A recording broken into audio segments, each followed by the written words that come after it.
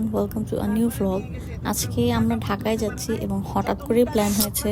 কালকে রাতে হঠাৎ করে 10টার দিকে প্ল্যান হলো ঢাকায় যাওয়ার জন্য। একটু কাজ ছিল, সেজন্যই যাওয়া আসলে। এই যে দেখেন পিচ্চি রাস্তার মধ্যে বসে আছে তার দাদিমার ফোন হাতে নিয়ে। আমরা এখন ঢাকায় যাচ্ছি। সকাল হয়েছে 11টা বাজে। আনিভার ফার্স্ট টাইম ঢাকায় যাওয়া। এবার ও হওয়ার পর এত লং জার্নি আমরা কখনোই করি নাই। তো ও চিটং থেকে বের হওয়ার সময় ঘুমিয়ে গিয়েছিল, এখনও ঘুমাচ্ছে। আর এদিকে আমরা রওনা দিয়ে দিচ্ছি 11টার দিকে। 11টায় রওনা দেওয়ার পর আমরা ঢাকায় গিয়ে পৌঁছেছি বিকাল 5টায়। জ্যাম তেমন ছিল না রাস্তায়, শুধু আমাদের দেরি হয়েছে বলতে আমরা হাইওয়ে এনে 40-45 মিনিটের জন্য দাঁড়িয়েছিলাম একটু খাওয়া দাওয়া করার জন্য। আর এখানে মানুষ খাবে কি, এত সুন্দর করে ফুলের গাছ লাগিয়েছে দেখার জন্য আনিবা নিজেই থাকতে চাচ্ছিল না ভিতরে। এটা হচ্ছে খাওয়া দাওয়ার পরে আব্বু আনিবাকে কোলে নিয়ে বসেছিল। আনিবা আমাদের সবাইকেই খালি বারবার বাইরে নিয়ে যেতে বলছিল।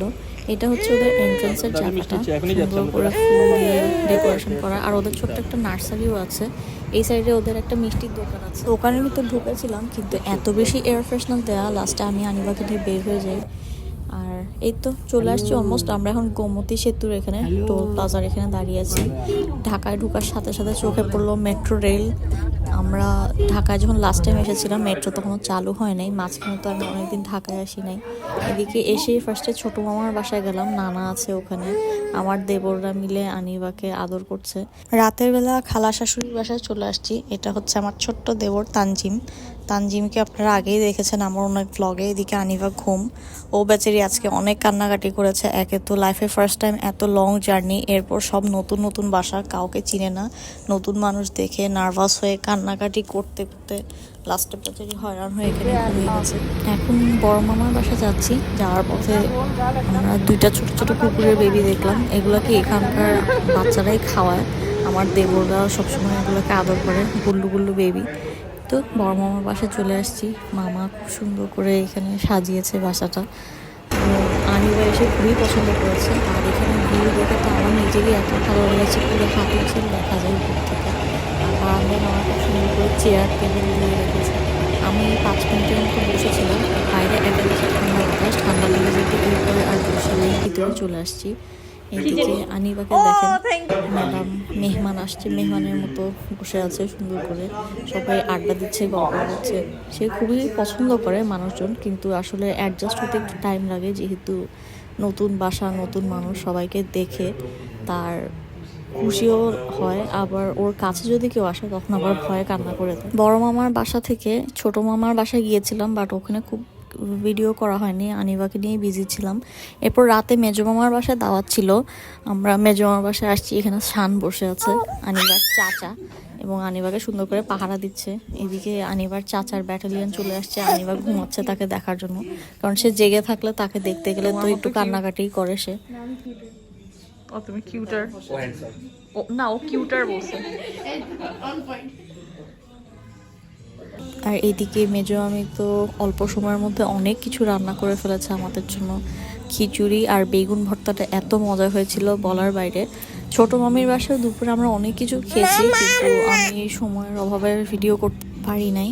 কারণ ওই সময় দেখা যাচ্ছে আনিবা এত কান্নাকাটি করছিল নতুন মানুষজন দেখে। ও আসলে এক বাসায় অ্যাডজাস্ট হতে না হতে আরেক বাসায় চলে যাচ্ছি আমরা। আমাকে ভিডিও করতে গেছে আরেকটা পোস্ট দিচ্ছে, বাট ও তো মনে করেছে আমি ছবি তুলছি। নিজে আমার দেবরদের ব্যাটালিয়ন খাইতে বসে গেছে, এবং আমি আমার খাওয়ার রুমে নিয়ে চলে আসছি, কারণ আনিবা ঘুমাচ্ছে রুমে। ঘুম থেকে উঠে কাউকে না দেখলে কান্নাকাটি করবে। সো মামার বাসায় দাওয়াত খেয়ে আমরা রাতের বেলা আবার খালামুনির বাসায় চলে আসছি, কারণ আমরা এখানেই থাকছি। আনিবা এখানেই কমফোর্ট পাচ্ছে থাকার বেলায়। রূপা দাদুনের বাসায় আসছো? বলি বাবা,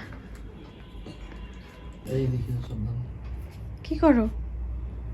ফার্নিচার মুছো? আজকে সকাল থেকে আমার হাজব্যান্ড হচ্ছে বাইরে ছিল কাজে, আর আনিবাকে নিয়ে আমি খালামুনির বাসায় রুমেই বসে থাকতে হয়েছে, কারণ সে এখনও কারোর সাথে অ্যাডজাস্ট হচ্ছে না, শুধু কান্নাকাটি করে। আমার সারাটা দিন ওকে নিয়ে সামলাতেই গেল। দুপুরে খালামুনি অনেক মজার মজার রান্না করেছিল, আর আমার তো খালামুনির হাতের রান্না এত মজা লাগে। খালামুনি যেটাই রান্না করে মজা হয় মাশাল্লাহ। ছোট্ট ম্যাডামের আপডেট দিই, সে রুমের জানলা দিয়ে নিচে হচ্ছে বাচ্চা কাচ্চারা খেলছে সেটা দেখছে।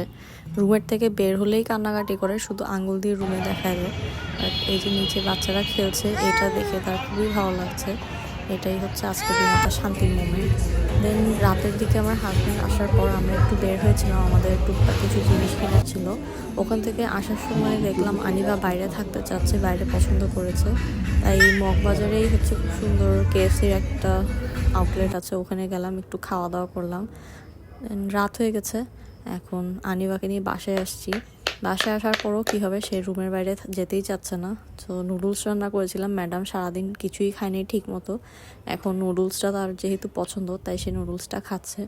আর এই তো ছোট্ট একটা ভ্লগ এখন শেষ করে দিচ্ছি। এটা আরেকদিন সকালবেলা, সে ঘুমাচ্ছিল শান্তিমতো। সে যখন ঘুমায় তখনই আমি এডিটিং করি। এতক্ষণ পাশে থাকার জন্য থ্যাংক ইউ সো মাচ।